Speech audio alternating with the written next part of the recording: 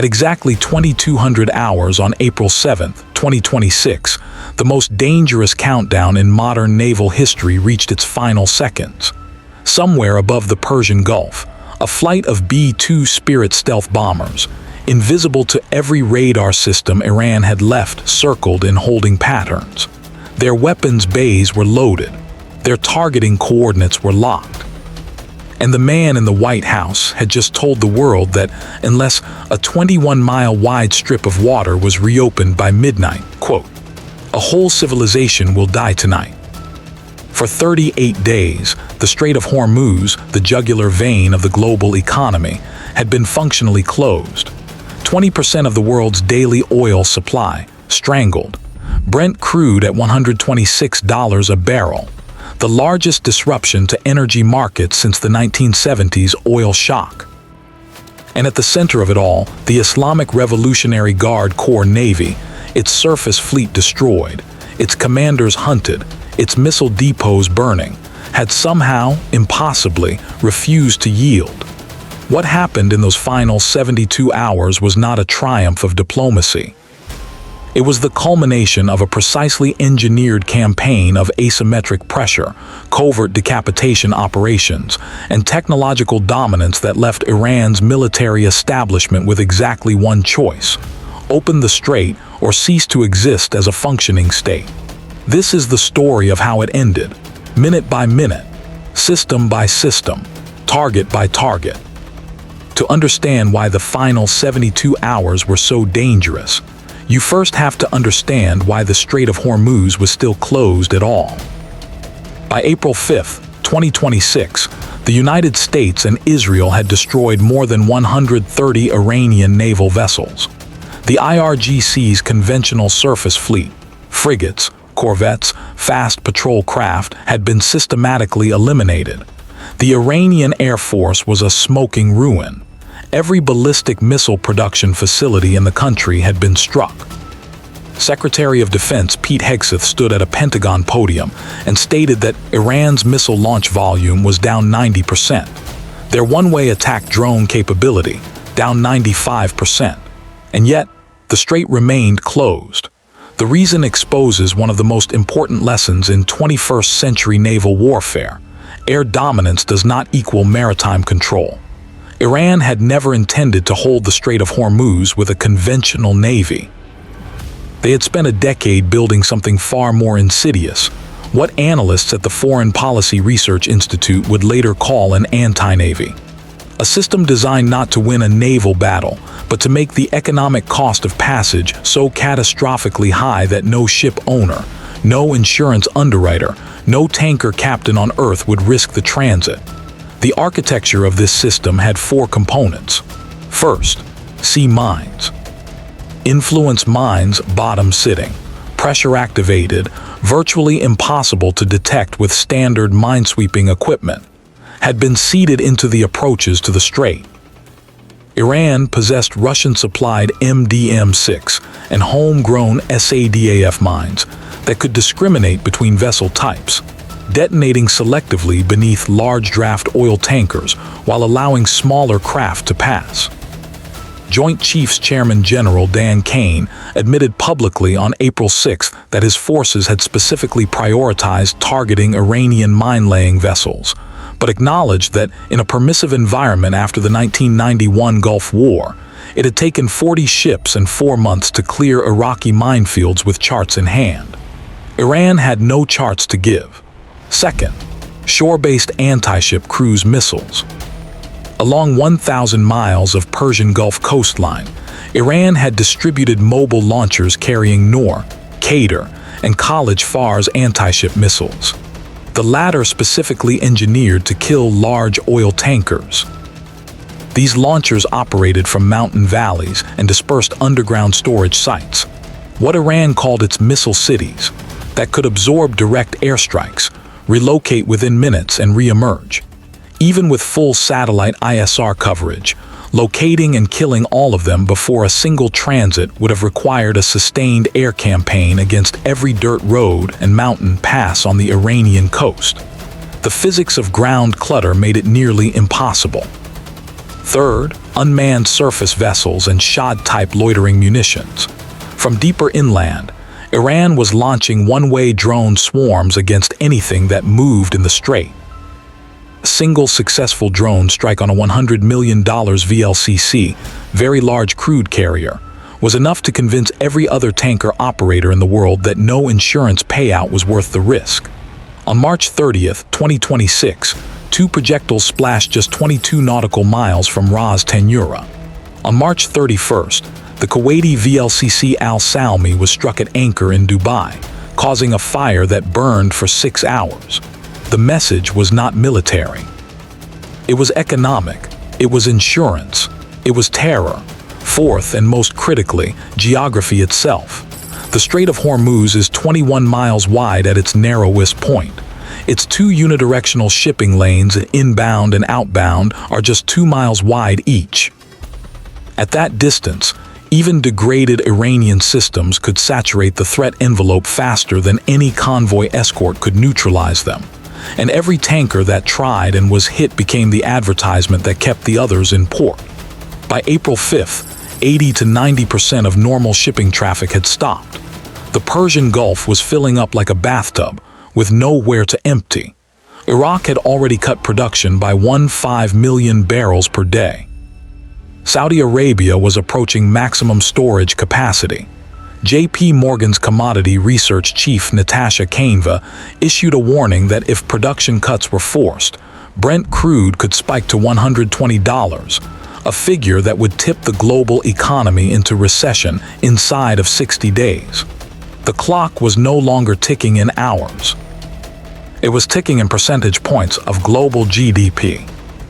At 3:17 hours on April 7th, 2026, less than 20 hours before Trump's ultimatum expired, an Israeli precision airstrike eliminated Major General Majid Kademi, the IRGC's most senior intelligence operative. Israeli Defense Minister Israel Katz confirmed the strike within hours, identifying Kademi as directly responsible for the deaths of Israeli civilians and describing him as one of the 3 most senior figures in the IRGC's entire command apparatus. He had spent decades running Iran's most sensitive intelligence and security operations. He was gone in a single targeting solution. The strike was not random. It was the latest link in a systematic decapitation chain that had been running since the war began on February 28th, when Operation Epic Fury destroyed both Iran's nuclear facilities and assassinated Supreme Leader Ali Khamenei. In the weeks that followed, Israel's targeting directorate had worked through the IRGC's leadership, the way a surgeon removes a tumor layer by layer, nerve by nerve. On March 26th, Israeli Defense Minister Katz announced the elimination of Admiral Al-Hirza Tangsiri, the IRGC Navy commander personally overseeing the Strait of Hormuz blockade, who had declared the water off-limits to any vessel going to or from ports of the U.S., Israel, or their allies. He was described as the architect of the insurance blockade strategy, the man who had turned a 21-mile channel into the world's most dangerous chokepoint.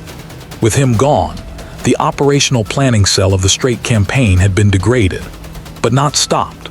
On April 7th, the same day Kademi was killed, the Israeli Air Force announced it had eliminated Asghar Bagheri, commander of the IRGC Quds Force's Special Operations Unit since 2019. Bagheri had been the principal liaison between the IRGC and Hezbollah's military wing, the backbone of Iran's proxy deterrence system across the region. Tehran refused to confirm or deny the strike, which in itself confirmed everything. Simultaneously, a second layer of pressure was being applied at the strategic level. Secretary Hegseth, speaking from the Pentagon, laid out the devastating arithmetic of what U.S. and Israeli strikes had accomplished since February 28th. Over 15,000 Iranian military targets struck. Every ballistic missile production facility functionally destroyed. Every component manufacturer capable of producing the missiles and drones that threatened the Strait hit. Iran's entire missile industrial complex had been functionally defeated in 38 days of sustained precision bombardment. The new Iranian supreme leader, Mujtaba Khamenei, elevated after his father Ali Khamenei's assassination, issued a defiant statement that the IRGC's unbroken ranks would not be deterred by the killing of commanders. But the operational reality told a different story. With Tangsiri dead, Kademi eliminated, and Bagheri removed, the three senior officers who understood the full architecture of the Hormuz blockade were gone. What remained was a degraded command structure issuing orders into a void of destroyed communications infrastructure, and an ultimatum that expired at midnight. 96 hours before the ceasefire, on April 5, 2026, President Trump had made his position unmistakably clear in a post on Truth Social that echoed through every embassy, every military headquarters, every tanker broker's office from Rotterdam to Singapore. The language was not diplomatic. It was kinetic.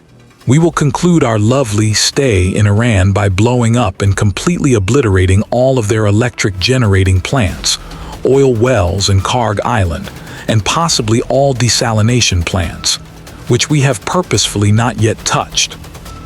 The explicit bracketing of desalination plants, the infrastructure that provides drinking water to millions of Iranians, raised immediate alarm in the international legal community and triggered an emergency session of the UN Security Council. UN Secretary-General Antonio Guterres, who had already warned the world was on the edge of a wider war, condemned the targeting of civilian infrastructure. But the military logic was brutal and clear. Iran's survival as a functioning modern state, its ability to provide water, electricity, and fuel to its population, had just been placed on the targeting list. The stakes had been elevated from a military campaign to an existential ultimatum. Iran's response was not capitulation, at least not immediately. Tehran doubled down, threatening to permanently close the strait and strike desalination, energy, and water infrastructure across the Gulf states in retaliation for any strikes on Iranian power plants. Gulf Cooperation Council Secretary-General Jassim al-Budawi informed the UN Security Council that Iranian attacks had already targeted airports, oil facilities, residential areas, fuel depots, and diplomatic missions across Bahrain, Kuwait, Oman, Qatar, Saudi Arabia, the UAE, and Jordan. The GCC states sitting between a belligerent Iran and an increasingly unpredictable American president were being squeezed from both sides. On April 6th, 40 hours before the deadline, Trump postponed the strikes against Iranian power plants by 5 days. The reason given: ongoing negotiations. Iran denied those negotiations were happening. The contradiction in those two statements, one side saying talks were active, the other side calling the American president deceitful, defined the bizarre, dangerous information environment in which the final countdown played out. An Iranian security source told international media that Trump's escalating language reflects a loss of control over managing the war.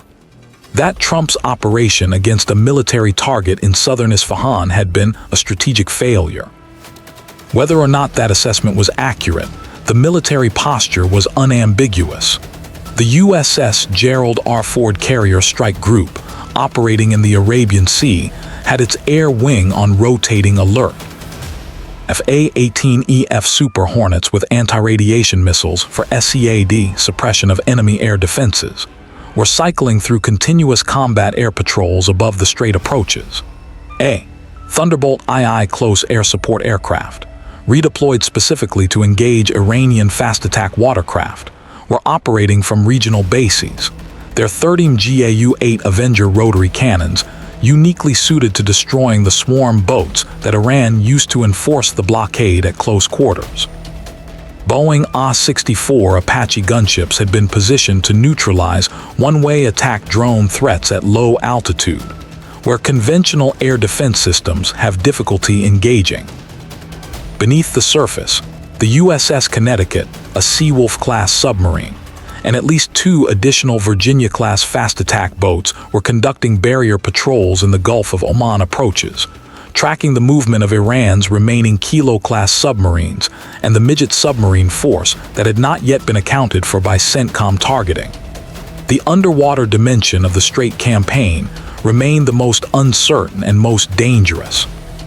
Iran's Kilo submarines, diesel-electric, acoustically stealthy, capable of operating in the shallow littoral waters of the Persian Gulf, where active sonar performance is degraded by thermoclines and salinity gradients, could still execute anti-ship torpedo attacks or deploy mines from their torpedo tubes in the dark of the Strait's inbound lane. Finding them before they fired was not a guarantee. It was a probability. The entire surface and subsurface picture was being managed through the Link 16 tactical data network, with E-2D Hawkeye advanced airborne early warning aircraft providing the overarching tactical air picture from 25,000 feet, and the MQ-4C Triton broad area maritime surveillance drone maintaining continuous ISR coverage of the Strait's surface in all weather conditions. Every vessel that moved, Iranian fast attack craft, fishing dhows, tankers, IRGC Navy remnants, was tracked, classified, and tagged with a targeting solution within seconds of identification. Buried beneath the geopolitical headlines of the final ceasefire week was a story that had, in many ways, been the most dangerous single moment of the entire conflict. In the days before the ceasefire, a Special Operations Forces rescue mission had successfully recovered 2 F-15E Strike Eagle aviators who had been shot down over Iranian territory during Operation Epic Fury's deep strike phase. The Small Wars Journal's April 6 SOF Weekly Brief confirmed the rescue as the top priority operation of the preceding week, reflecting the extraordinary level of command attention and risk that had been accepted to bring those aviators home. The details of the recovery mission remain classified, but its strategic implications were not.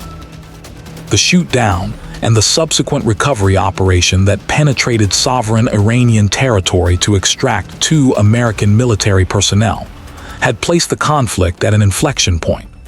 The recovery had succeeded, but it had also demonstrated that Iranian air defense systems, though severely degraded, retained enough residual capability to threaten U.S. aircraft operating in certain corridors. The kill chain that brought down those F-15Es had used a mobile surface-to-air missile battery that had survived the initial 38-day air campaign. That single surviving battery had changed the targeting picture and forced a recalculation in the CENTCOM operational planning process.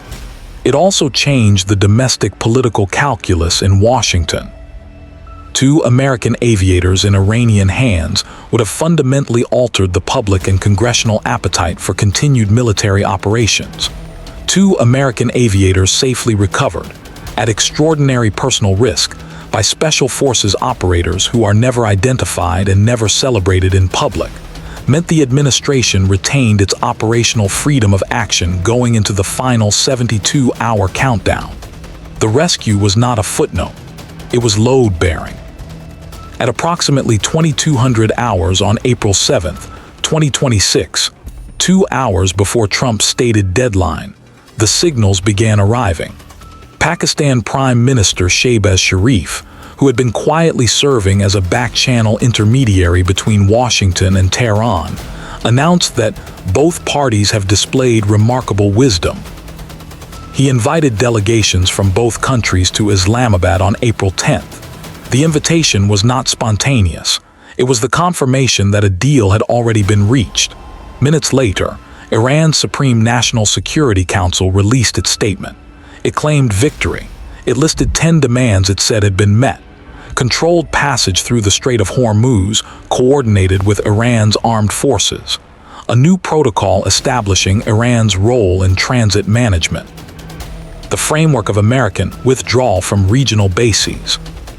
The language was designed for domestic consumption, for the Iranian street, for the IRGC hardliners who had watched their commanders killed one by one, for the population that had lost 32,000 people in the crackdown protests of January and tens of thousands more in the weeks of US and Israeli bombardment. But the operational reality, the military reality, told a completely different story. Iran's navy had been destroyed. Its missile production capacity had been crippled. Its top 3 commanders responsible for the Hormuz blockade were dead. Its air force was grounded. Its power grid was one command authorization away from going dark.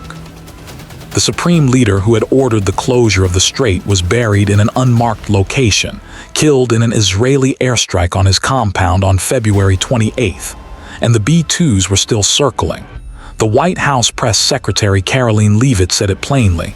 President Trump's powerful military got Iran to agree to reopening the Strait of Hormuz. No ambiguity, no diplomatic language. The strait was open, and America had made it happen. At 0 hours on April 8, 2026, local time in the Middle East, the ceasefire took effect. Hezbollah announced it had halted attacks on Israel. Iranian state media confirmed the agreement. A 2-week window had been opened. Negotiations would continue in Islamabad. Somewhere in the Arabian Sea, the B-2s banked onto a heading for home. And in the control rooms of tanker companies from Tokyo to Rotterdam, the first transit requests began to be filed. What the 38-day Strait of Hormuz crisis revealed about the nature of modern naval warfare is something no war college simulation had fully captured. Iran demonstrated that a state whose conventional military has been functionally destroyed can still hold the global economy hostage through asymmetric maritime denial, through mines, mobile missiles, and the manipulation of insurance markets. The geography of a 21-mile-wide chokepoint is not a military asset. It is a weapon of economic coercion that requires no fleet, no air force, and no satellite. It requires only the credible threat that the next tanker through might be the last one that floats. The United States countered that strategy not by sweeping the minefield. It lacks the mine countermeasures capacity to do so, but by simultaneously destroying the human architecture that maintained the blockade. Tangsiri gone, Khatami gone, Bagheri gone. The IRGC's intelligence directorate blinded, the missile production complex dismantled, and an ultimatum so credible, so overwhelming in its implication, that the calculus of continued resistance simply broke down. What remains unresolved, and what every naval strategist from Beijing to Moscow is now studying in real time, is the question of permanence. The ceasefire is 2 weeks. Iran's stated terms include a new legal regime for the strait that embeds Iranian control over who transits and who does not. That demand is a fundamental challenge to the principle of freedom of navigation that the entire rules-based international order is built upon. Secretary of State Marco Rubio said it explicitly. The Iranians are threatening that they will set up some permanent system in the Straits of Hormuz where they get to decide who goes through international waterways. That will never be allowed to happen. Whether that promise holds, whether the 2 weeks in Islamabad produce a durable agreement or simply a pause before the next escalation, depends on variables that no targeting solution can resolve. It depends on the internal power struggle inside a post-Khamenei Iran. It depends on whether the new leadership class that is talking to us in ways previous people have not, as Rubio described, can survive its own military hardliners. It depends on whether 22 nations who signed a statement of support for freedom of navigation actually contribute naval assets to enforce it, or whether the United States once again stands alone in a war it did not ask for. The Strait of Hormuz is open tonight. 20% of the world's oil is flowing again. The price of Brent crude is falling, and somewhere beneath the surface of the Gulf of Oman, an American fast-attack submarine is still on station, watching, waiting, pinging, because in this part of the world in this century, peace is not a destination. It is a holding pattern maintained by the sustained, visible, undeniable capability to resume what was just paused. The lesson for every adversary watching this conflict from Beijing to Pyongyang is the same one that echoes from every major confrontation of the last century. Never mistake American patience for American weakness. Because the moment that patience expires, the response is not proportional. It is final.